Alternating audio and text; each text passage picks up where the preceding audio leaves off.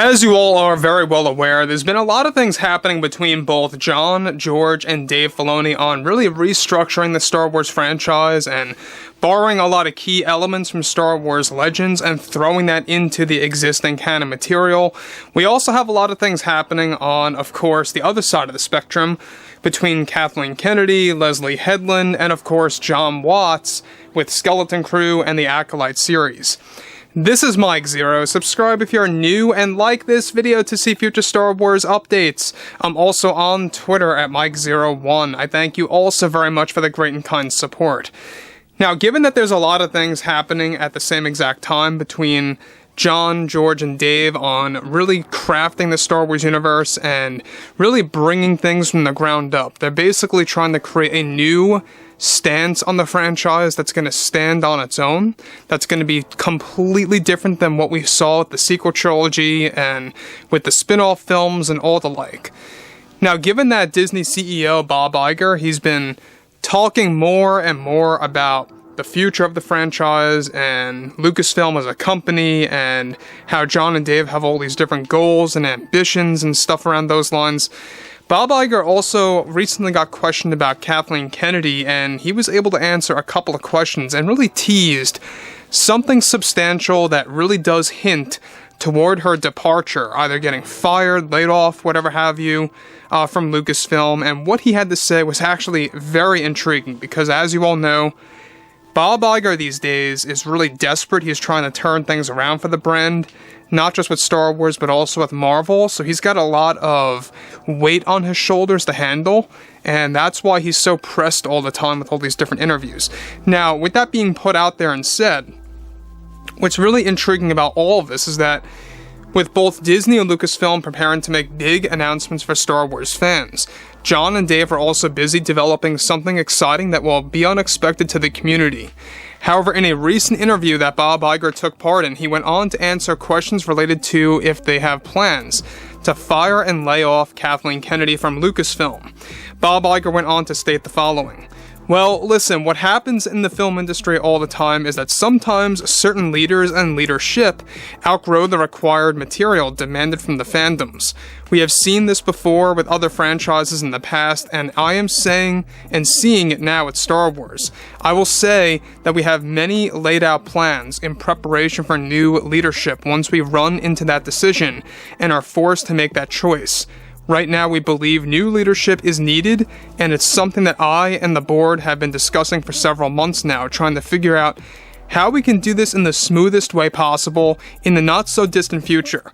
We have seen a shift in tone from the fandoms from both Marvel and Star Wars, and that's why we are taking a step back to rethink our strategy on who runs the franchises, or at least how they run these brands that either get released in theaters or on streaming services." Now, the other thing that Bob Iger, alright, is really, taking away from all of this is that basically he's saying that there are a lot of plans on the table and in the cards for new leadership over at Lucasfilm, and that most certainly has a lot to do with what's been being tossed around behind the scenes over at Disney about trying to get Kathleen Kennedy fired by this August, a couple of months after the release of Indiana Jones and the Dial of Destiny. I think the strategy behind that August month, focus by Disney is they want to see what happens with Indiana Jones at the box office. I think that's definitely part of the strategy, and they may very well be anticipating that it may underperform. It's very possible that they have that thought process. So when you look at stuff like this, of what Kathleen Kennedy has caused with the ACOLYTE, so much trouble with that show, so many different setbacks and delays, it's been a vicious cycle. It has never actually, resolved, and that's why they have Jon and Dave coming on board to help create some kind of a remedy for the ACOLYTE and Skeleton Crew TV shows because of all the different delays.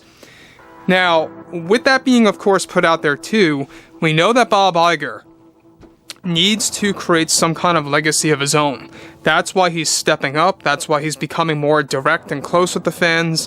That's why he's taking this step back, as he likes to call it, and rethinking his strategy on both Marvel and Star Wars, right?